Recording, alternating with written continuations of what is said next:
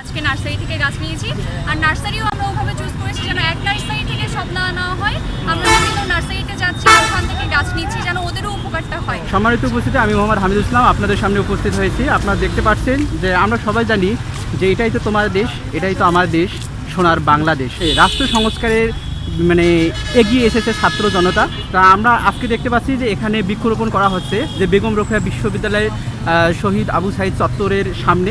এখানে একজন স্টুডেন্ট রয়েছে, তার কাছে আমরা জানতে চাই যে আজকে আপনারা যে বৃক্ষরোপণ করতেছেন এর উদ্দেশ্যটা কি এবং কেন এবং কী কারণে এখানে এসেছে? দেখেন, বৃক্ষ তো আমাদের প্রত্যেকের জন্যই অনেক উপকারী। আর গাছ মানুষকে বড় হলে ছায়া দিবে, ফল দিবে, ফুল একটা নান্দনিক জিনিস যার দৃষ্টি আকর্ষণ করবে, আবার ভালো লাগারও একটা বিষয়। তো মেইনলি আমরা চাচ্ছি যে পরিবেশটা যেন দূষিত না হয়, বা আমরা এতদিনে অনেক গাছ কেটে ফেলেছি। আমাদের অনেকেই আছে যারা কিনা বুঝে না বুঝে বা অনুপকারী ভেবে অনেক রকম গাছ কেটে ফেলেছি।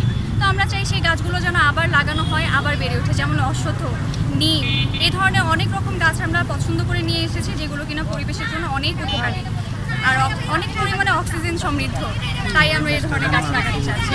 যে আপনাকে অসংখ্য ধন্যবাদ। যে আসলে আমরা জানি যে তারুণ্যের জোয়ারে ভাসবে তুমি, বাঁধনহারা হবে তুমি মুক্তির গানে, এটাই তো তোমার দেশ, সেটাই তো আমার দেশ, সোনার বাংলাদেশ। এই সব দেখতে পাচ্ছেন এখানে রংপুরের যে ছাত্র জনতা বেগম রোকেয়া বিশ্ববিদ্যালয়ের সেই আবু সাইদ চত্বরের সামনে তারা এখানে বৃক্ষরোপণ করতেছেন। প্রিয় বন্ধুরা, ধন্যবাদ আপনাদেরকে।